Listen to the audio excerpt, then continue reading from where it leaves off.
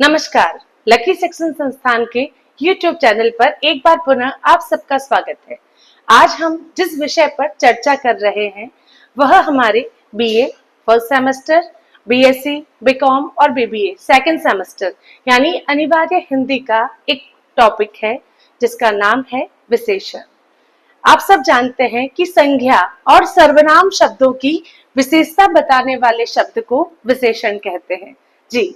और जिसकी विशेषता बताई जाए अर्थात विशेषण जिन संज्ञा अथवा सर्वनाम शब्द की विशेषता बताता है उस संज्ञा या सर्वनाम शब्द को विशेष्य कहा जाता है।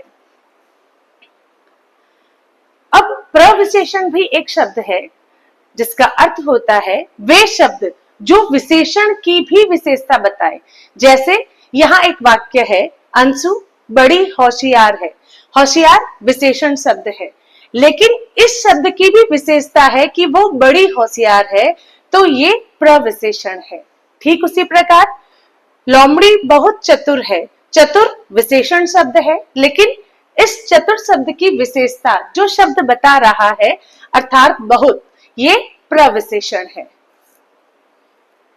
विशेषण के चार भेद माने गए हैं, गुणवाचक विशेषण, संख्यावाचक विशेषण, परिमाणवाचक विशेषण और सार्वनामिक विशेषण। आइए सबसे पहले बात करते हैं गुणवाचक विशेषण की। जिस विशेषण से संज्ञा या सर्वनाम के गुण, दोष, रंग, अवस्था, स्थान, समय, स्वाद, स्पर्श, ध्वनि या आकार आदि का बोध हो उसे गुणवाचक विशेषण कहते हैं। जैसे अगर मैं ये कहूं कि वह बहुत अच्छा लड़का है तो यह गुणवाचक विशेषण का उदाहरण होगा। यदि मैं कहूं वह लड़की बहुत आलसी है तो वो भी गुणवाचक विशेषण का उदाहरण होगा। गुणवाचक विशेषण के अंतर्गत किसी के गुण, दोष, रंग, अवस्था यानी वो रोगी है, वो स्वस्थ है, वो गरीब है, वो अमीर है, उसका आकार, उसका स्थान, उसका समय, स्वाद, गंध, स्पर्श और ध्वनि, ये सारी चीजें गुणवाचक विशेषण के अंतर्गत आती है। उसके बाद जो विशेषण है वो है संख्यावाचक विशेषण। जी, नाम से ही स्पष्ट हो रहा है, जो विशेषण किसी संज्ञा की संख्या का बोध कराए उसे संख्यावाचक विशेषण कहते हैं। जैसे राम 2 आम खा रहा है, तो यहाँ जो 2 शब्द आया है वो संख्यावाचक विशेषण को बताता है।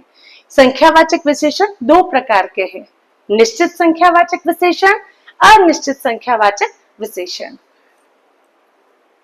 निश्चित संख्यावाचक विशेषण फिर नाम से स्पष्ट है, जहां संख्याएं निश्चित हो वे निश्चित संख्यावाचक विशेषण कहलाते हैं।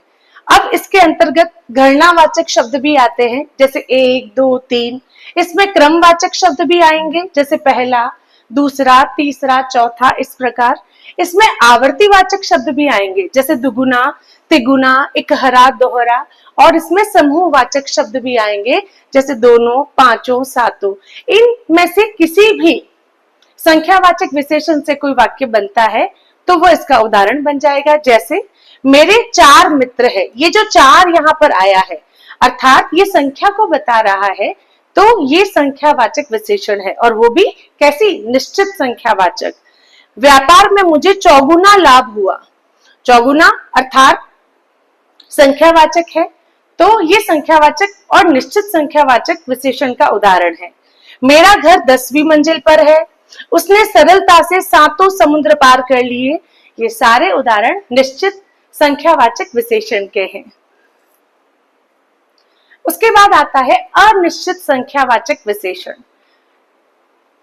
वे विशेषण जो निश्चित नहीं हो, अर्थात वे संख्याएं जो निश्चित नहीं हो, वे अनिश्चित संख्यावाचक विशेषण के अंतर्गत आएंगे।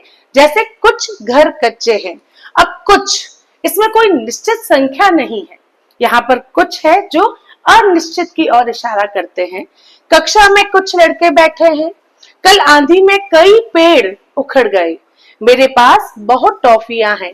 ये कुछ ऐसे शब्द हैं जो निश्चित संख्या की ओर संकेत नहीं करते हैं, अर्थात ये अनिश्चित संख्यावाचक विशेषण कहलाएंगे।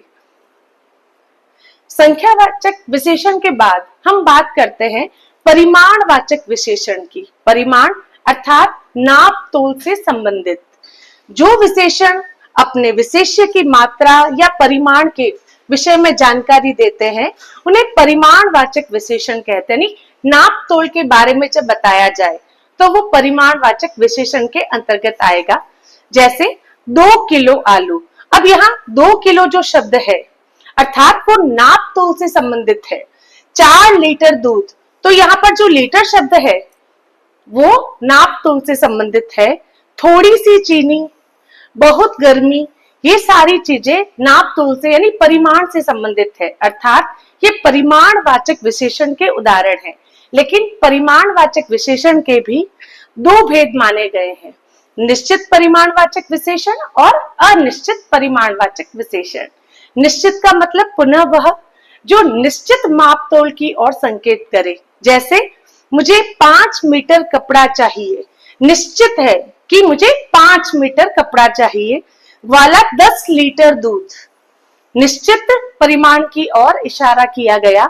2 किलो आम, 1 सेर लड्डू, ये सारे जो शब्द है 5 मीटर, 10 लीटर, 2 किलो, 1 सेर, ये सारे निश्चित परिमाणवाचक विशेषण के उदाहरण हैं। इसके बाद आता है अनिश्चित परिमाणवाचक विशेषण। नाम से स्पष्ट हो रहा है जहां परिमाण यानी नाप तोल संबंधी जो आंकड़ा है वो अनिश्चित होता है। कैसे? जैसे मुझे थोड़ा दूध देना, अब थोड़ा में कोई निश्चित मात्रा नहीं बताई गई है। उसने कई लीटर, अब कई मीटर में कोई निश्चित आंकड़ा नहीं है। ठीक उसी प्रकार घर में बहुत अनाज है, पूजा के लिए कई लीटर दूध चाहिए, ये जो शब्द है वो अनिश्चित परिमाणवाचक विशेषण की ओर संकेत करते हैं। इसमें निश्चित नापतोल का आंकड़ा नहीं है। एक बात और कि कभी मन में ये ख्याल आता है कि संख्यावाचक वो भी अनिश्चित, परिमाणवाचक, इन दोनों में अंतर क्या है? मुख्य अंतर यही है कि संख्यावाचक विशेषण में गणना की जा सकती है, अर्थात उसे गिना जा सकता है, लेकिन परिमाणवाचक विशेषण को गिना नहीं जा सकता, उसे नापा तोला जा सकता है। जैसे एक उदाहरण है, 1 दर्जन केले। अगर मैं दर्जन की बात करूं जहां निश्चित संख्या है तो वो संख्यावाचक विशेषण का उदाहरण होगा। और अगर मैं बात करूं 2 किलो केले तो उसमें गिना नहीं जाएगा, उसमें माप तोल देखा जाएगा, तो वो सीधा सीधा परिमाणवाचक विशेषण का उदाहरण होगा। जैसे उसने कुछ फूल तोड़े, अब फूलों को गिना जा सकता है, तो कुछ अगर आया है तो वो संख्यावाचक और वो भी अनिश्चित संख्यावाचक विशेषण का उदाहरण है। माँ ने काफी लोगों को बुलाया, लोगों को भी गिना जा सकता है, 10, 20, 50, 100, तो ये भी जो उदाहरण है वो अनिश्चित संख्यावाचक विशेषण का उदाहरण है। उसने 3 किलो चावल खरीदे, अब चावल को गिन गिन के नहीं दिया जाता है, तोल कर दिया जाता है, तो ये परिमाणवाचक और निश्चित परिमाणवाचक विशेषण का उदाहरण है। माँ ने 5 लीटर दूध, दूध को भी गिना नहीं जा सकता, अर्थात ये भी परिमाणवाचक विशेषण का उदाहरण है। दादाजी ने बहुत अनाज खरीदा, अनाज को भी नाप तोल कर लिया जाता है, अर्थात ये भी परिमाणवाचक विशेषण का उदाहरण है। बाद में हम पहुंचते हैं सार्वनामिक या संकेतवाचक विशेषण में। देखिए बहुत सीधा सिंपल सा, जब सर्वनाम शब्द संज्ञा के आगे जुड़कर उसकी ओर संकेत करे तो वे सार्वनामिक विशेषण कहलाते हैं। जैसे वे लोग क्या कर रहे हैं, लोग जातिवाचक संज्ञा है, उसके आगे वे अर्थात विशेषण आया है, ये विशेषण इस ओर संकेत कर रहा है, अर्थात ये सार्वनामिक विशेषण है। विद्यार्थी पुनः जातिवाचक संज्ञा है, इस जो सर्वनाम है वो यहाँ पर सार्वनामिक विशेषण के रूप में प्रयुक्त हुआ है। यह घर मेरा है, घर ये भी संज्ञा शब्द है और यह जो सर्वनाम है वो घर की ओर संकेत कर रहा है, अर्थात ये भी सार्वनामिक विशेषण का उदाहरण है। देखिए सर्वनाम और सार्वनामिक विशेषण में मुख्य अंतर यही है कि सर्वनाम शब्द संज्ञा के स्थान पर काम आते हैं, जबकि सार्वनामिक विशेषण संज्ञा से पहले प्रयुक्त होकर उसकी ओर संकेत करते हैं। तो आज हमने विशेषण पर बात की, हम पुनः मिलेंगे किसी अन्य टॉपिक पर। धन्यवाद।